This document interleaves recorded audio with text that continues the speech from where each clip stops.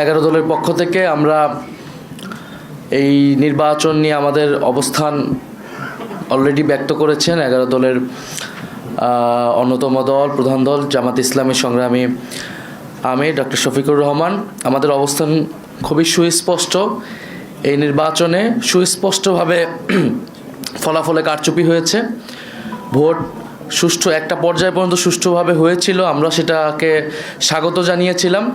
কিন্তু ফলাফল যখন ঘোষণা করার সময় হয়েছে, ওই সময়টাতে স্পেসিফিক অনেকগুলো আসনকে টার্গেট করে আপনারা দেখেছেন বাংলাদেশ খেলাফত মজলিসের আমির আল্লামা মামুনুল হক ঢাকা 13, সেই আসন, ঢাকা 8 আসন, বাংলাদেশ জামাত ইসলামের সেক্রেটারি জেনারেলের আসন, এরকম স্পেসিফিক কয়েকটা আসনকে টার্গেট করে সেটার ফলাফল পরিবর্তন করে দেওয়া হয়েছে।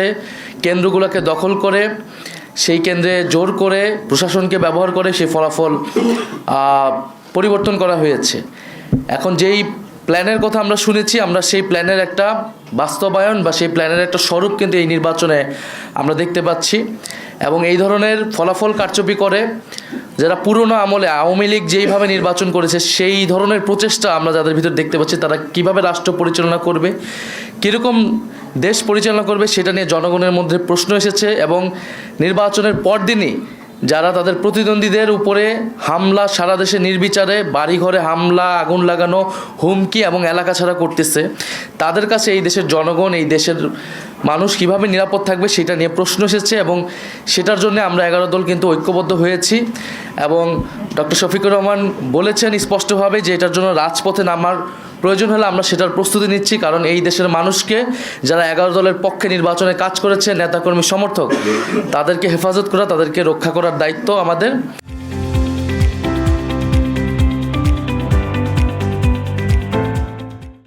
আরেকটি কথা আমি বলতে চাই, আমরা জনগণকে অভিবাদন জানাই যে জনগণ এত প্রতিকূলতার মধ্যেও 11 দলের পক্ষে ভোট দিয়েছেন, 11 দলের পক্ষে বিজয়ী হয়েছেন।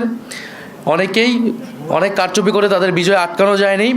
আপনারা দেখবেন যে গণভোটে কত পার্সেন্ট ভোট পড়েছে, 60% ভোট পড়েছে, 60+ ভোট পড়েছে।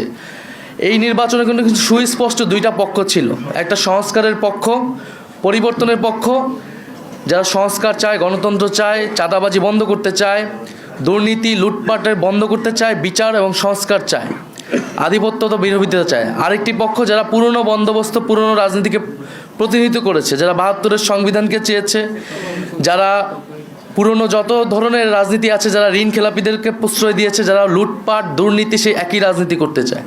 ফলে জনগণ ব্যাপকভাবে যেই 60%-এরও বেশি, 60+ সংস্কারের পক্ষে তারা ভোট দিয়েছে, সেই একই জনগণ কিন্তু 11 দলের পক্ষেও ভোট দিয়েছে।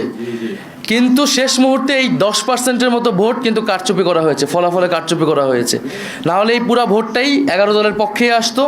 শেষ মুহূর্তে 11 দলের অনেক গুরুত্বপূর্ণ নেতাকে এবং প্রার্থীকে হারিয়ে দিয়ে ক্ষমতা নিয়ে নেওয়ার চেষ্টা করেছে।